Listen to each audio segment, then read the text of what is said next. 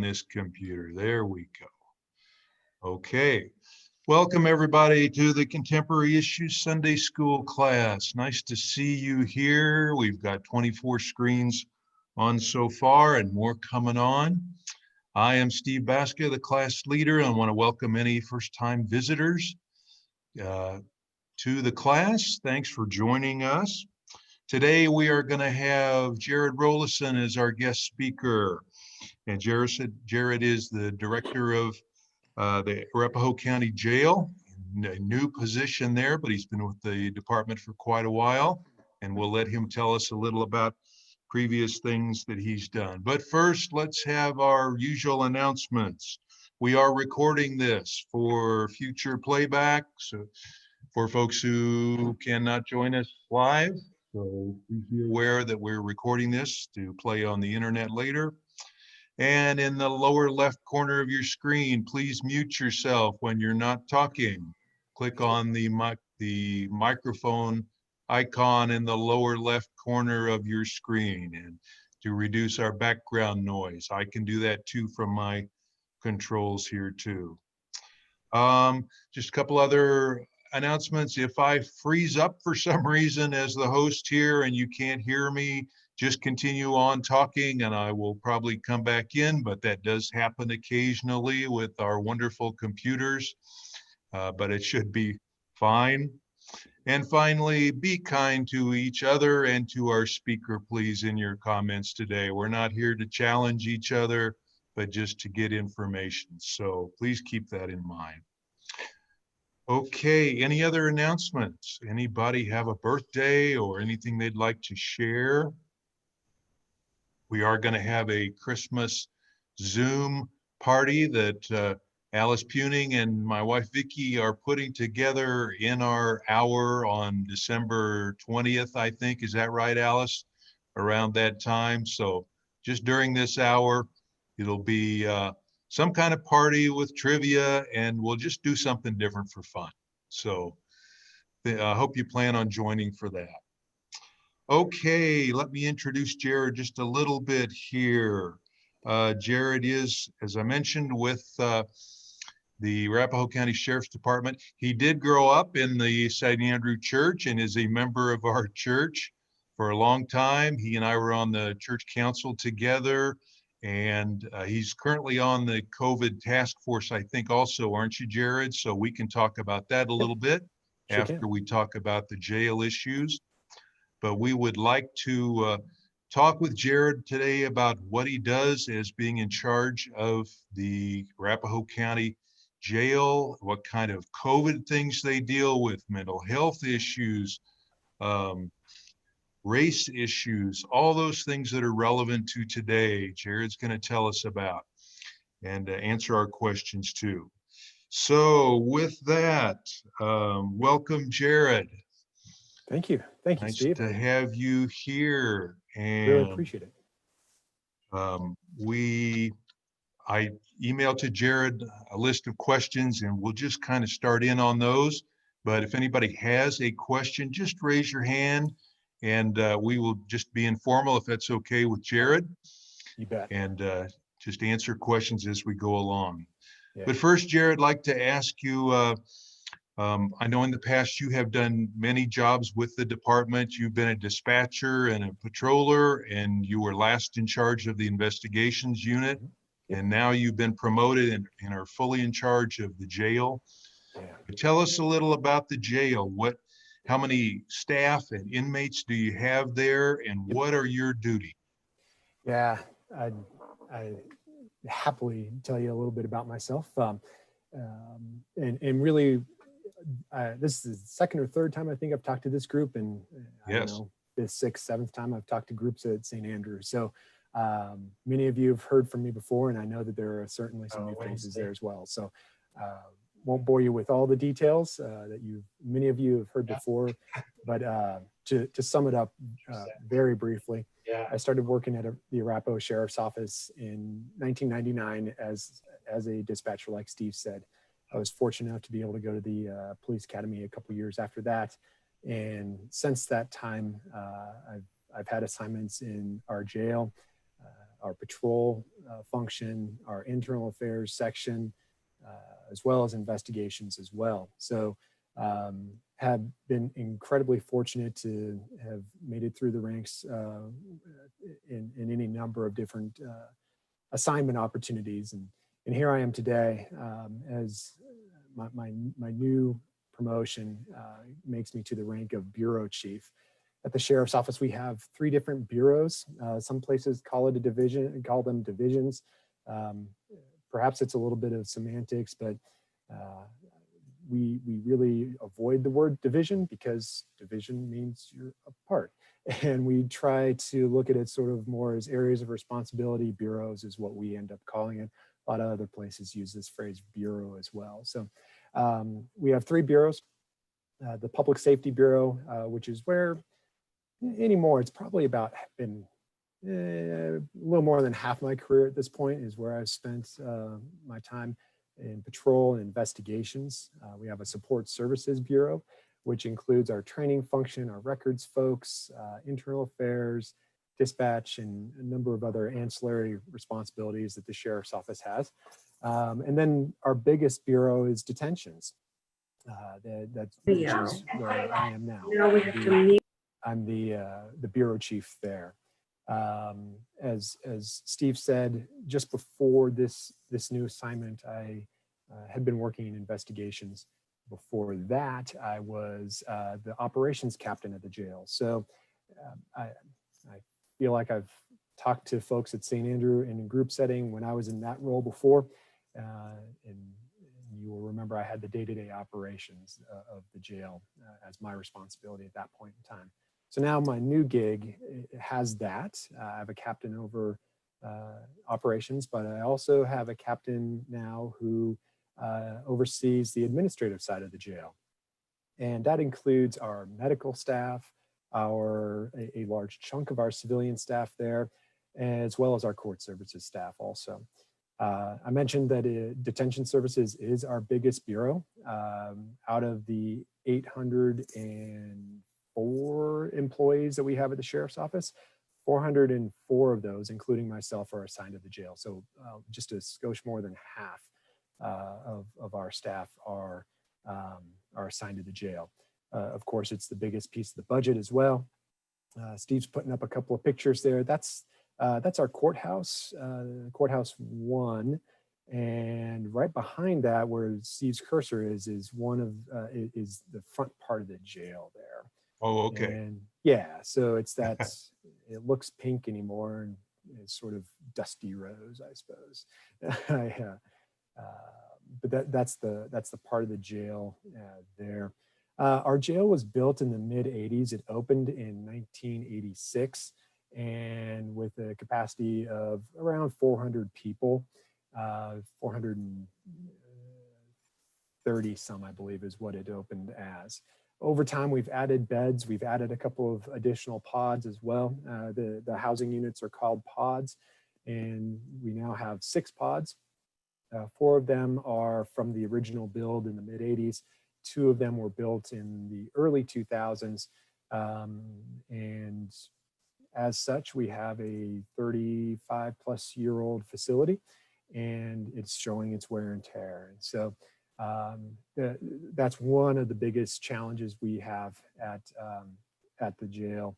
Yes, this is a picture of one of our day rooms from in the original build section. So each of these original pods have 6 day rooms, and they're sort of a wedge. This is one of those, just right there. That's pretty typical for our old day rooms, where we'll have 16 cells. Typically there's two bunks in them, but we do have a number of triple bunked cells as well. Those were added back in the mid-2000s, simply because our population was growing significantly.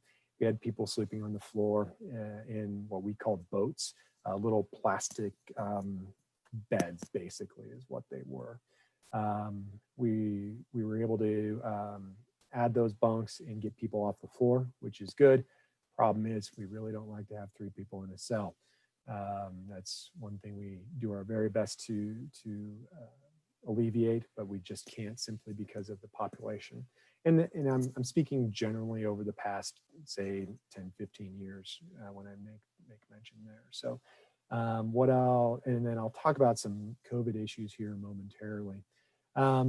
For folks who aren't really aware of a county jail versus a prison, one of the statutorily mandated pieces of a sheriff here in Colorado is that they maintain a county jail. Typically at a county jail, people are there because they're awaiting trial and cannot bond out for one reason or another, or they have been sentenced to typically a year or less. Sometimes it would be a little bit more depending on circumstances. But if somebody is sentenced to county jail, it's going to be typically less than a year. If somebody is sentenced to a longer sentence, more than a year, essentially, and for a felony, that person would end up going to the Department of Corrections, which is a state-run department. They have any number of facilities throughout the state. Are those the prisons you're talking about, Jared?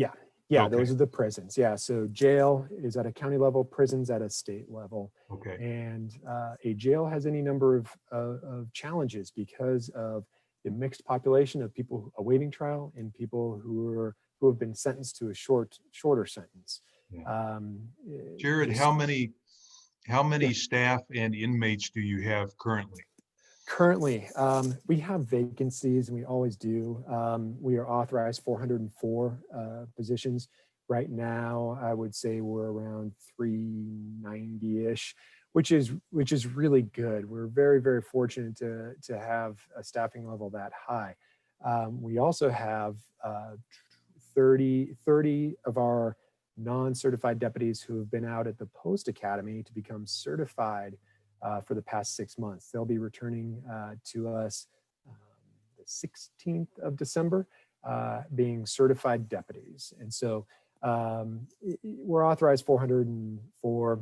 That includes everyone from me all the way through to the newest civilian that we would have had. So deputies and civilian staff as well.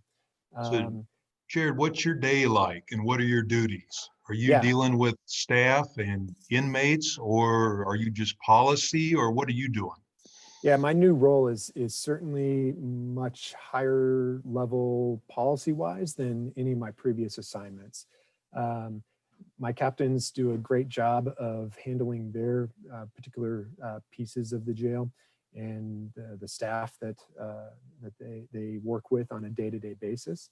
For me, it is a policy level where I'm not just our policy and procedures, which I for the past 7 years in a command role, I've had a significant amount of responsibility with, but also more philosophical as well. Right now, one of our big deals is, of course, COVID. We can talk some specifics about that here in a few minutes, but one of the things that I'm regularly working through is partnering with our stakeholders outside of the sheriff's office. I'm meeting and chatting with our chief judge on a very regular basis about how she and the rest of the court staff are going to be trying to run court in this pandemic, because that affects our staff as well. We have 60 some odd deputies and supervisors that are in charge of taking care of security of the court, along with getting the folks in our custody back and forth between courtrooms and doing it through virtual means as well. So I'm working with the public defender's office on a very regular basis to help them facilitate access to their clients. Of course, with social distancing and doing everything remotely, or trying to do things as remotely as possible, that's been some significant challenges. So really a lot of that stuff is at that higher executive policy and philosophical level right now. I'm working with Sheriff Brown on a regular basis of where he sees things and making sure that that I'm in line with what he wants to see at his level, both on a philosophical level and policy level as well. So he and I are talking on a very, very regular basis. And then, yeah, operational stuff does come into the mix as well on an occasional basis as well. We have a great group of supervisors and folks in leadership roles that do a tremendous job of handling things day in and day out. But nonetheless, there are some things that come up that need my at least awareness and sometimes attention, guidance, and so on. So COVID is one of those things. The jail is one of our highest liability pieces as a government agency, or even as a government entity, simply talking broadly as Arapahoe County, not just the sheriff's office. But there's a lot of things that go into that. So yes, operational to some degree, but also philosophically and policy level as well. Jared, could I ask you about the operation part? I read on the website that because of COVID, there are no current in-person meetings. Relatives or lawyers can't meet in person with the inmates right now. So that's all done by video. Is that correct? To a very large extent. Visits with family, friends, and loved ones are being done by video, and we've done that for quite some time, for many years. Many years, actually. We've had the video visitation going for, yeah, like I said, many years. That has continued. We have, in the last 2 or 3 years, while I was gone from the jail, instituted the ability to have friends and loved ones visit with the people in our custody remotely. It used to be that they had to come to the jail to our visitation area, where we have a number of kiosks set up that people would visit with the folks in custody. Now we have the technology and the means that people can do that remotely if they have just the simple technology that we all are using right now, a camera and a microphone on a computer or a smartphone. A good thing, isn't it? Makes it easier for everybody. It is. Not only is it easier, but most importantly, it's very critical that the folks in our custody have that connection to the community too, for everybody's well-being. The people that they know, that they love and are part of a family, they need to be able to connect with those folks. Vice versa, the people out in the community need to check in with their loved ones who are in our care at that particular point in time. So it's very important for everybody involved. And really, the timing, having gotten this going a year or two ago, couldn't have come better, because really they're still able to talk with the folks in our custody even during a pandemic. That's pretty cool. Jared, you asked about the attorney visits as well. That has been a tremendous challenge during the pandemic. But like I mentioned a moment ago, in one of my responsibilities is working with the Public Defender's Office at a pretty high level to make sure that their needs are being met to meet with their clients.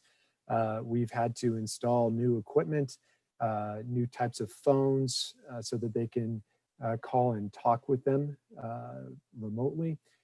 We've been able to use that visitation system as well to some degree. It's not ideal for an attorney-client conversation, but it works in some cases.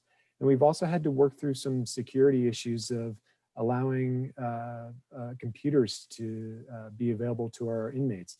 That's difficult because of any number of security risks. Yeah. But we've been working through that, and we've been able to get that to happen. There have been some speed bumps along the way, as expected, but we've been able to still make that happen. So they have their own computers, some of them, or how does that work? The Public Defender's Office has provided some bare bones computers, not connected to the internet and nothing as far as outside connectivity, where we've been able to get them to our inmates to review documents for court, or discovery is the technical term for it. So we've had a couple of speed bumps with that. We've had to dial that back a couple different times. We've had to work to install some cameras to make sure that it's being monitored properly. The folks in our custody are clever. They do damage stuff that they have access to sometimes. One of the phones that we first started using, they were able to remove a magnet from that phone. We didn't even realize there are magnets in this type of phone, and then they were using that to conceal something in their cell. And so anyway, it's been some challenges, but we've been able to work with the public defender's office and our staff to come up with some, frankly, pretty creative ways of doing stuff. So tell us about COVID also for a minute, Yeah. Jared. How many of the 400 would be exposed, and do you test them, and how do you distance them when they are in a general population together? Yep. Well, let me approach it two different ways. Let me approach it from a staff side and a custody side as well. Staff side, first of all, it has been nothing short of difficult.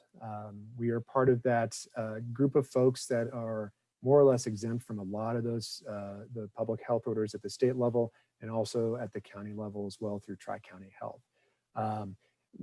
We basically have to be doing our jobs, and nearly everyone in the facility, all 400 of us, are essential employees. We have a very small handful of a half dozen people really that could do their jobs remotely. Otherwise, we need everyone pretty much at the facility doing their jobs, be it the work that deputies do, interacting with inmates, or the administrative and clerical things that many of our civilians do as well.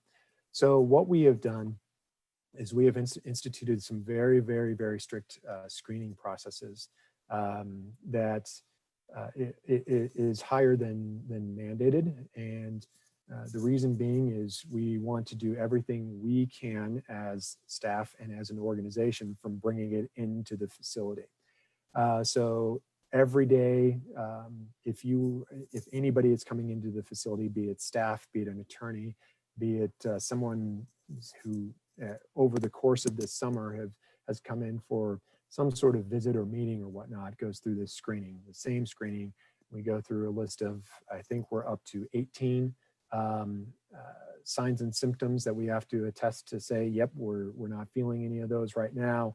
And also a temperature check that's done through an infrared computer program that we've gotten access to and have been using since about May. If anyone, depending on the signs and symptoms, we may send people home. If someone's running a fever, we do send them home. We typically we're sending people home with any signs and symptoms, but every now and then there's like for instance, we had the fires earlier this summer. You know, if somebody had some congestion, they also are known to be allergic to smoke or something. We'll take some exception, but we'll also say, hey, listen, you need to be very, very cautious of your overall well-being and so on. We've had a number of cases of our staff members. Just this past week, I want to say that the numbers change on a daily basis for us. I was having about one staff member each day testing positive. We had 13 sheriff's office staff members who had tested positive, and another couple of contract workers who had tested positive as well. And I think it was 9 who were isolating at home pending test results. We have been able to determine that all of our staff cases have come from the community and not from, well, actually, I guess we just identified 3 cases from a group of employees who likely shared. And so we continue to work with Tri-County Health on some of those cases. We've worked through that with them through this entire thing. And they've been a tremendous resource, and the partnership has been fantastic. And how about the inmates? Yep. Jared? I was going to say, people might have questions about staff and feel free to ask, but let me talk on the custody side, the inmate side. So my predecessor and the captains who were working, we had a number of changes with my promotion and other promotions as well. But my predecessor and the folks he was working with before I stepped into this role had the tremendous foresight in January to see, hey, China's dealing with this mess. There's significant worry of it getting outside of China and spreading to the United States. Let's dust off our communicable disease protocols and policies. Let's make sure our stuff's up to snuff like we believe it is. And so they started planning for this in January. And by the time March rolled around, we were ready, and we'd already implemented some screening at mid-February, I think is what it was, of people coming into the facility, people who have been arrested coming into the facility. Since that time, that has transformed significantly into, they don't even walk into the door. They'll come into a secure garage, but in that secure garage, our nursing staff will meet the arresting officer or deputy and that person and complete that screening there. That's any number of signs and symptoms plus a temperature check, and they won't even walk in the door. Oh, by the way, those arresting officers and deputies get screened as well coming in. Since then, we have had only four confirmed cases.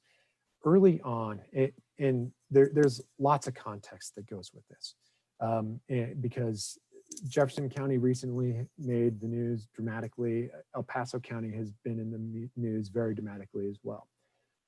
With that early on planning and process that we've continued to work through and add to and collaborate with our medical folks as well as Tri-County Health, we have done a number of COVID tests of our inmates throughout this time. I get a weekly report, but I can't remember off the top of my head. It's hundreds of tests that we have done. And our philosophy is that we will only test people when testing is medically indicated. We are not doing mass testing as some other places have decided to do. But the concern that's come up, well, this manifests itself in any number of ways. And so what we have done to work through some of those concerns is that every single day we have nursing staff that meets with every single inmate and they will go through the rigorous screening and a temperature check. And if we start seeing any sort of sign or symptom or elevated temperature, we isolate the inmates. Depending on the day, we may have 6 or 8 isolated, or we may have 20 isolated, depending on circumstances. Getting back to that initial intake piece, early on, we really dialed back our acceptance of people into the jail as far as the criteria, and I can go into that if somebody's curious about that. We really dialed it back for a bunch of reasons. We were able to decrease the population of the jail, and then we were also able to essentially quarantine people in cohorts for 14 days. And that was tremendously beneficial, where we were able to monitor those folks 14 days since they had come in. And then only then would they go into general population. Since that time, we have dialed back on the strictness of who we accepted the jail. And we have had to go back to a 10-day isolation of people who are coming in. And that was done thoughtfully and methodically, and in conjunction with a number of other things, the screenings, the daily screenings of everybody in our custody and so on. So, so with that, let me just add real quick, Steve, that we've only had 4 confirmed positive cases of COVID in our facility. We're waiting on one that we think may be probable, but that goes back to the beginning of this whole thing. So Sounds like really careful, Jared, being really careful.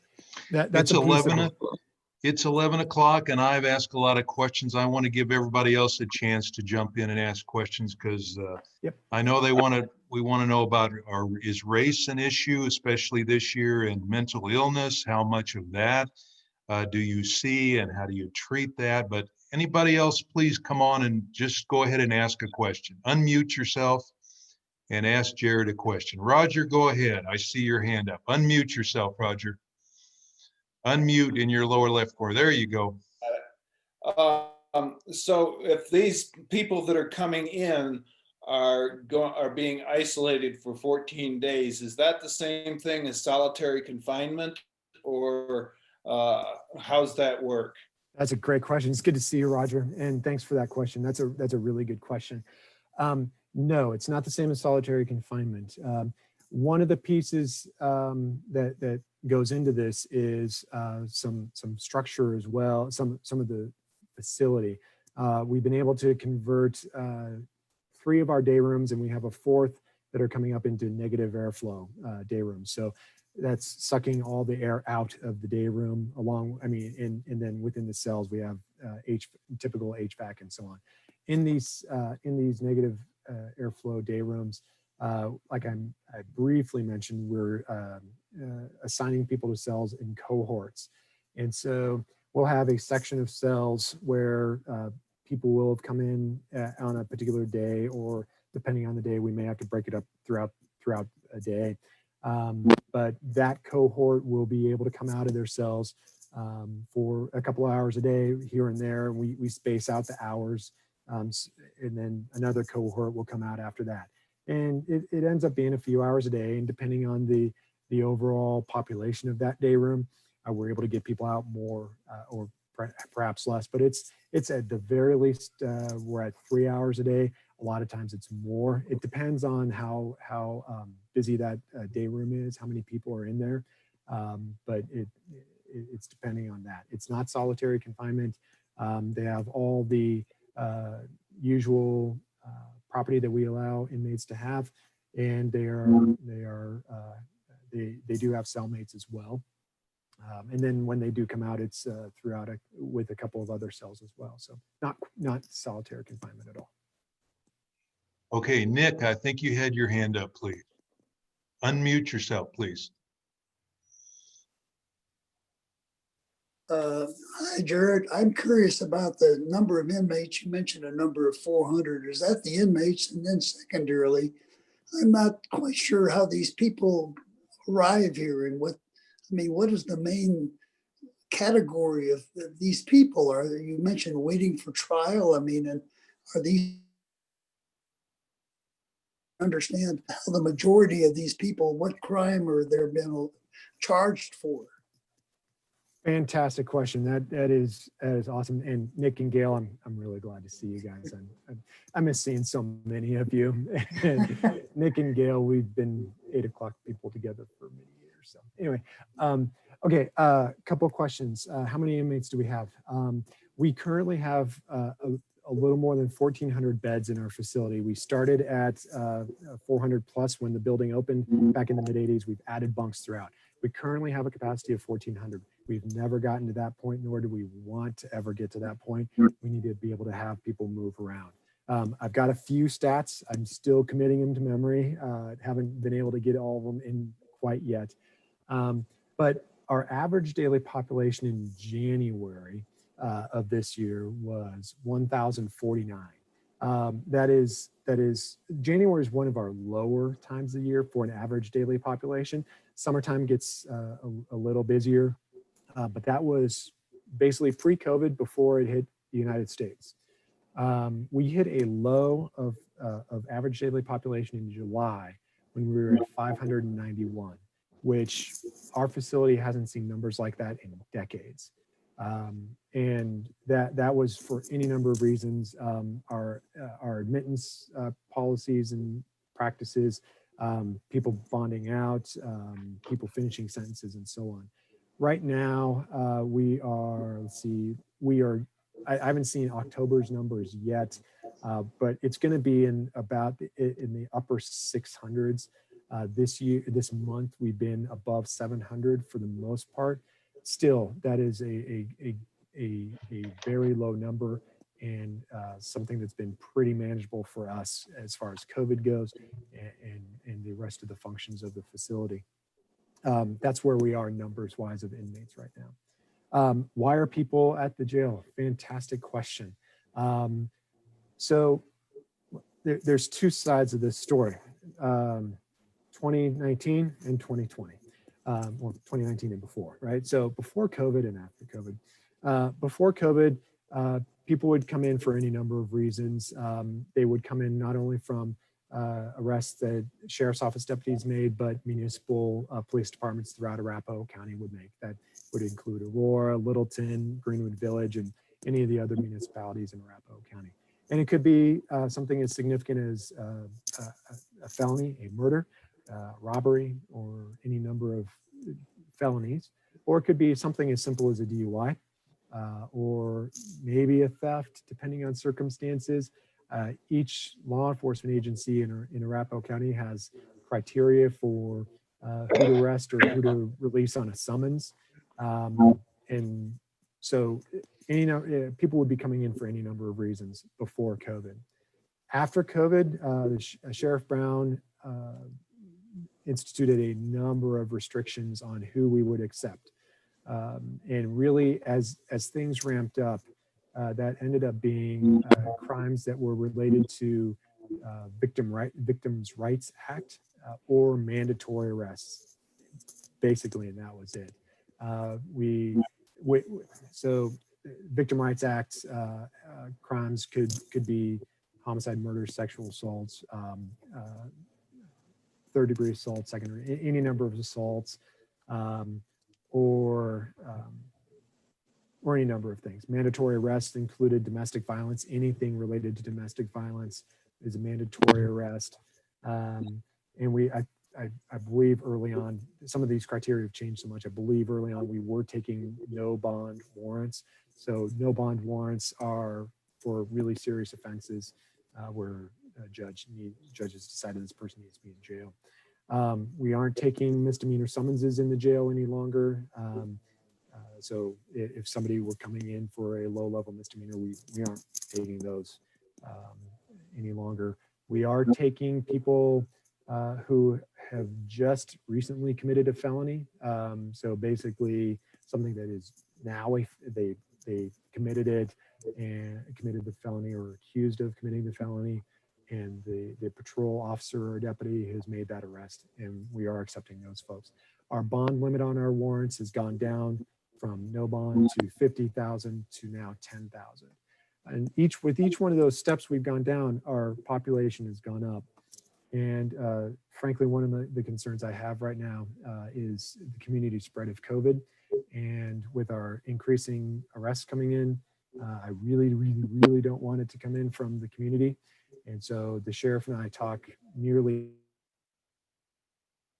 with numbers, and not only numbers of people in jail, but how long are we able to quarantine people before they're hitting general population? So that's a lot of that.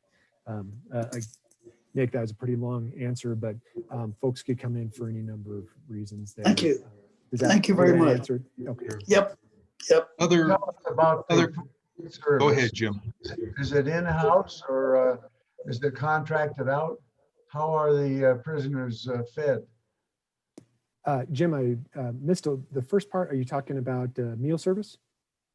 Meal service, the feeding of the prisoners. Yeah. We do contract it with a vendor to provide food for our inmates. We do certainly serve 3 meals a day. The contractor, the vendor, does provide a limited number of staff members, but we do provide inmate workers as well. Those trustees are able to reduce their sentence time. They are only sentenced people in our facility. Our trustees are only sentenced. They aren't people awaiting trial. And they are able to earn good time based on their time as a trustee. And so they are a critical function of us being able to run an effective facility. Thank you. Other questions? Go ahead, folks. I have a Susan, question. Go ahead. Okay, so you talked a little bit about your role being policy and then somewhat philosophical, and that nomenclature was interesting to me. And I was thinking, well, how does that apply to your perspective on the bond system? Oh, great question, Susan. Thank you very much. All right, so there's some I'm sorry, still call myself captain still every now and then. Chief Rowlison thoughts, and then there's some Jared thoughts. You've probably heard me, some of you have heard me say this before. So yeah, philosophical and policy level. Fact of the matter is the sheriff in all but 2 counties in Colorado are sheriffs in all but 2 counties in Colorado are elected. And so thus they are political figures. They are it is a partisan race in Colorado for sheriff, with the exception of Denver and Broomfield, who are important, appointed, excuse me. So there is some philosophical pieces there as far as what the sheriff's policy is, what his philosophy on how we operate, how we conduct business, and the bond schedule is a piece of that.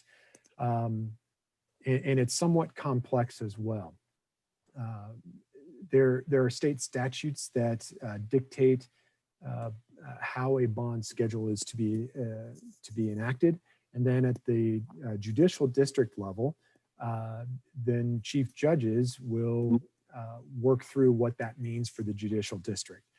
And in reality, when those 2 things meet, statute and then judicial district decisions, we end up getting different bonding philosophies throughout the state. There are some judicial districts that have moved to what's known as a risk-based assessment for bonds. Jefferson County, I believe, has that enacted along with Boulder County, and I think a couple others throughout the state. A number of other jurisdictions, including the 18th, which is where Arapahoe, Douglas, along with Lincoln and Albert counties are, has always had a bond schedule, which is based on level of crime. So Chief Rowlison speaking, we of course have to go with the chief judge's order of this is the schedule. If somebody is arrested and going to court based on this level of crime, the bond is going to be this amount. And there are any number of other factors that play into that, the severity of the crime. If it's a particular specific crime, a bond might be higher or so on. Also talking Chief Rowlison,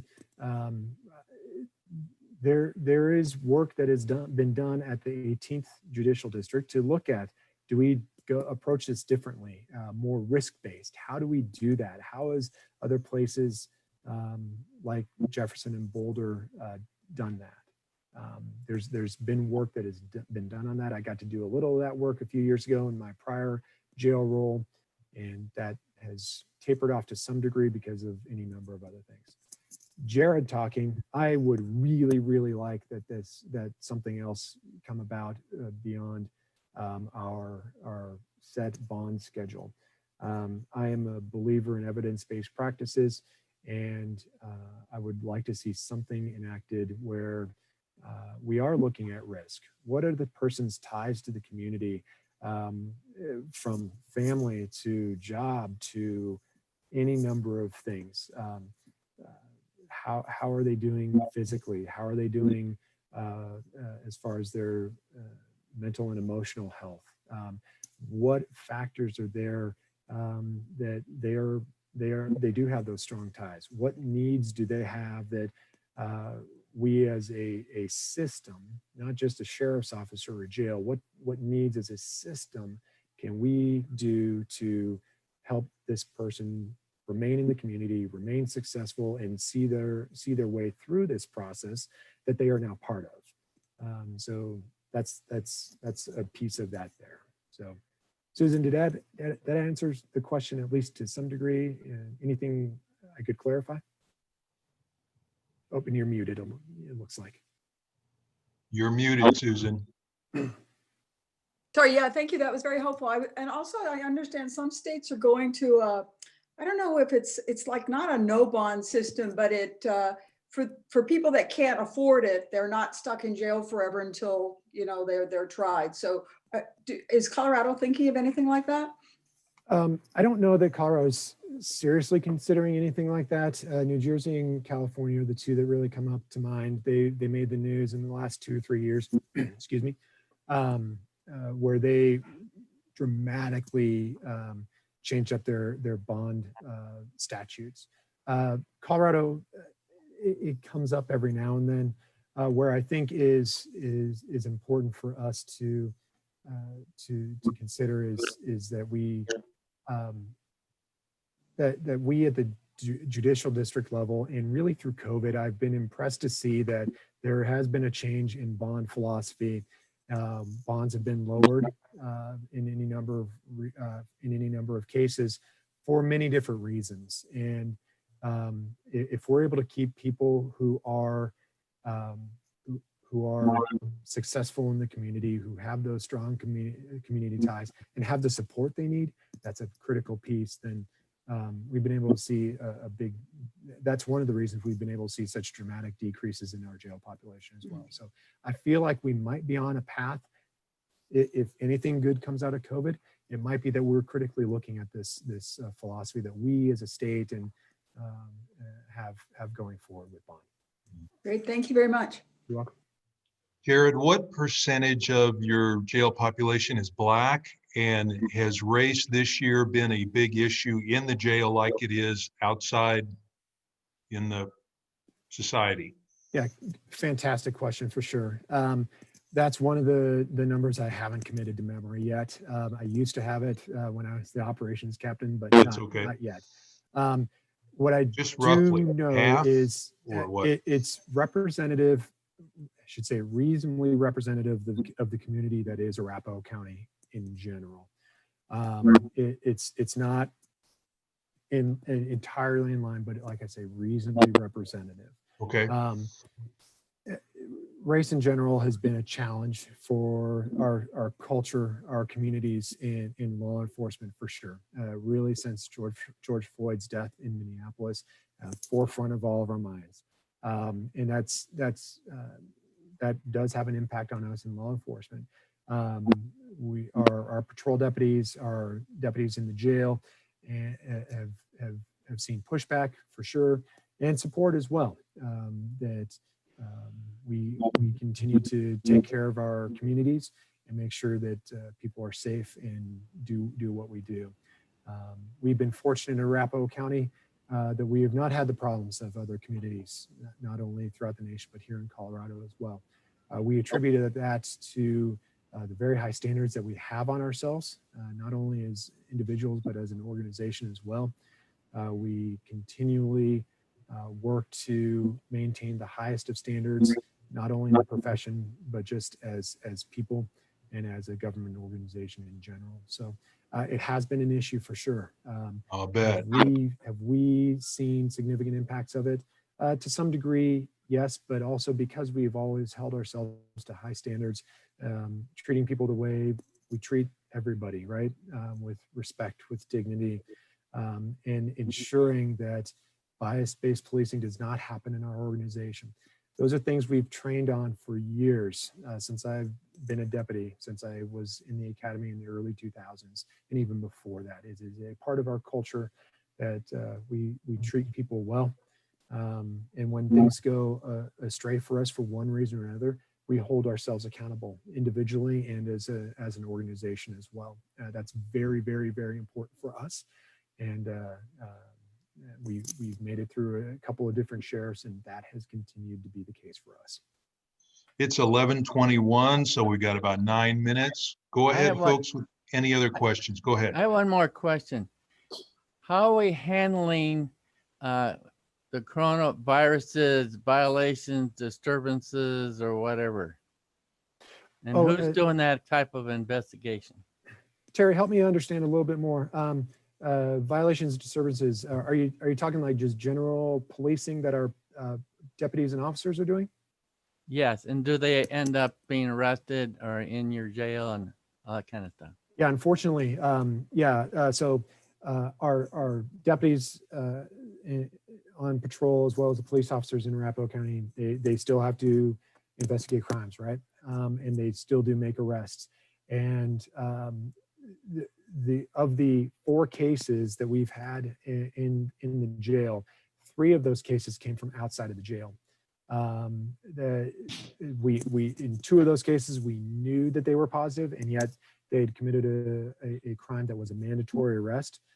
We had some very, very, very strict protocols in place as far as protective equipment of the person who was being arrested, along with our staff members. And we were able to facilitate that person into court and out of court the next day, or those people into court and out of court the next day. One of them had signs and symptoms, tested positive very soon after arriving. We already knew that person had been isolated. One case came positive last week, and he's been in our custody since for many months, I should say. And he got it somewhere through community spread somehow, and we're trying to track that down still. But we haven't had any other signs and symptoms from our inmates. We are waiting on testing from one person, so we'll sort of see where that comes from. So, Jared, I'd like to ask a couple quick questions. hey, Judith, you bet. Thank you. We know that untreated mental illness is one of the primary causes of homelessness among our population. So a couple of questions. One is, do you see a substantial number of your inmates as people who outside the walls of Arapahoe County Jail are generally homeless? Number 2, do you see within the population in your system a high percentage of people with some sort of mental illness? Yep, fantastic questions. I'm glad somebody brought it up. And it makes sense that Judith would because of her tremendous work throughout her life and career. For many years, every jail throughout the country, I can say this because I talk to administrators all over the place, deals with the homelessness issue along with mental health, and they a lot of times do go hand in hand. That's something that we have always been very, very aware of, and have over the past few years have really been able to bump up our what we're able to do for folks that do have mental illness and mental health concerns in our facility. About 30% of our inmates currently have a mental health diagnosis that requires medication intervention of some sort. The mental illness or mental health issues certainly happen throughout the inmate population. And I don't have all of those numbers right at hand, but nonetheless, it is something that that is very important for us to ensure that we take care of. Because of that, we have dramatically increased the hours of provider time that we have at our jail in Arapahoe County. We contract our mental health services for our inmates with our medical provider.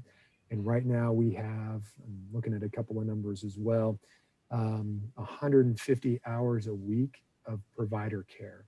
That could be at a therapist level, all the way up to, I think it's 20 hours of psychiatrist care that we have as well, along with nurse practitioner on the psychiatry side as well. So that is a dramatic increase over what we had in the past. And we continually evaluate, are we able to provide the mental health care to the inmates that we need to provide. That looks any number of different ways. We have different programming. We have a jail-based behavioral system or services that is dedicated to folks with mental health concerns. A lot of those folks are co-occurring as well, where they have not only the mental health issue that they're working through, but they also have substance abuse issues that they're dealing with as well. One other thing that we're working through that's related to both of those things is we have implemented what's called a medicated assisted therapy program at the Arapahoe County Jail. Again, we contract with our medical provider to help folks who are addicted to opiates continue with or even start medicated therapy so that they can continue after they get out of our custody on a good path. And we are seeing some tremendous results out of that group as far as recidivism You have goes. quite a few people in that boat. Pardon me, Judith? Do you have quite a number of inmates in that problem? Yeah, we do. Before, and I don't know the numbers off the top of my head, but before COVID, we had about 20, 25 people in that medicated assisted program. Right now we have 8, but yeah, that's a big deal for us. Jared, thank you. You're welcome, Judith. Great to see Thank you you. for what you do. It's my honor. Okay, Jared, we've got about 3 minutes left. My wife tells me she's got a quick question, and I always do what she tells me. So go Smart ahead, man, Vicky. Steve. Jared, for outreach, is there anything that we as a class can do for the prisoners? Could we bring could we bring home-baked goods? Could we do anything like that? Some of us do that, some of us don't. Is there any way we can do an outreach? And other Christian and volunteer groups that do come into the jail and do things. Yeah, there are. COVID has put a lot of restrictions onto that right now. We're not allowing a lot of programming in right now, but once we're through this, hopefully, knocking on wood, going into 2021, we will ramp those back up. And if there is a group of people that would like to come in and do that, we do have a number of volunteer opportunities and people from the community who come in and offer religious services. We have Catholic folks who come in and do Catholic services. We have other non-denominational people that come in for sure. As well. So if there is a group of people that's interested in that, Steve or anyone else can certainly reach out to me and we can see what that looks like post-COVID for sure. As far as other things, Vicki, like you were asking about as far as baked goods and whatnot, unfortunately, no, there's not. The food that we provide is something that we make sure that is meeting our dietary needs and so on. And unfortunately, that's a wonderful, lovely thought. It just not something we're able to do. Is there anything? Every now and then we have somebody who has a significant number of books that they want to donate.